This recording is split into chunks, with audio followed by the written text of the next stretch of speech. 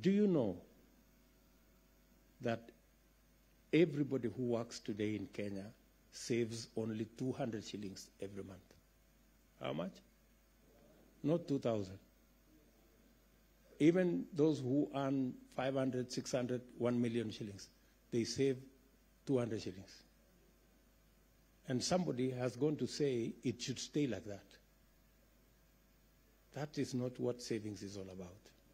So we are re-engineering that whole space, and we want every Kenyan to save. Those who are employed, their employers should also match their savings. And those who are not employed, the government of Kenya will save with them. If any Kenyan saves an amount, the government of Kenya will give them money equivalent to a percentage of their saving to become part of their savings.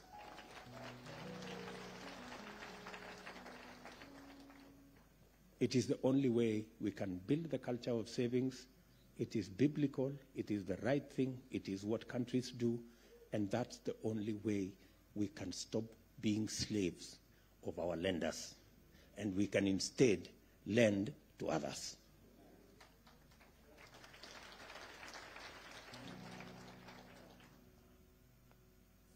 Finally, I want you to pray for the peace of our country. Kenya is an anchor state. Many countries. I spoke to many leaders over the last couple of weeks, and they are looking at Kenya to provide solutions for the peace of our region. From Somalia to Ethiopia to DRC to South Sudan and the whole of this region. The world is looking at us as an anchor state to provide solutions for the challenges of peace we have in our nation. But that spirit of conflict, as you all know, has also come to our country. We lost several people and several policemen yesterday and day before in Turkana.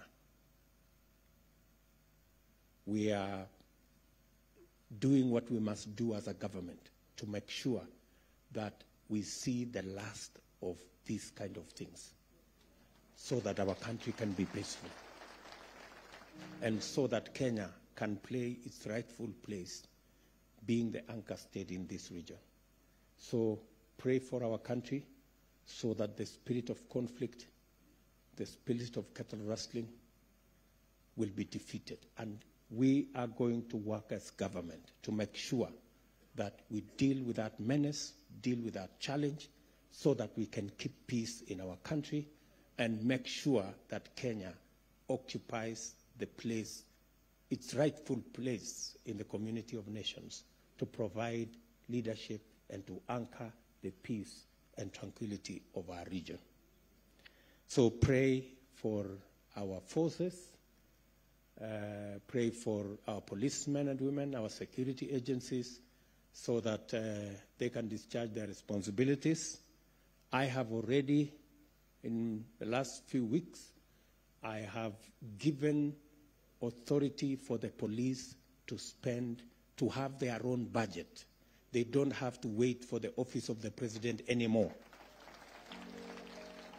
Such challenges, they now have their resources and they can deploy them in the best way they know how. And I will be demanding of them results because they always complained that they were curtailed by the fact that they had to look for resources in the office of the president. I have now separated their budget. They are running their own budget. They are running their own plan. They have their own strategy.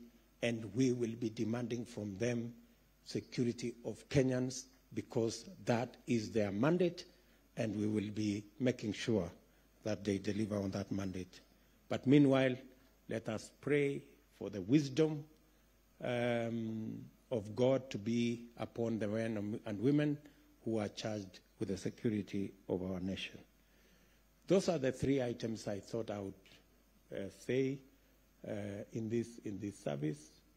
While I promise you that we will now be rolling the wheels of government to make sure that we deliver on all the other issues. Tomorrow, I have asked my deputy to put together the teams so that we can work on our drought situation that is threatening many people. We've arranged some food. We're working on with the governors on the ground and other leaders to make sure that no Kenyan dies because of hunger. We want to make sure that that does not happen.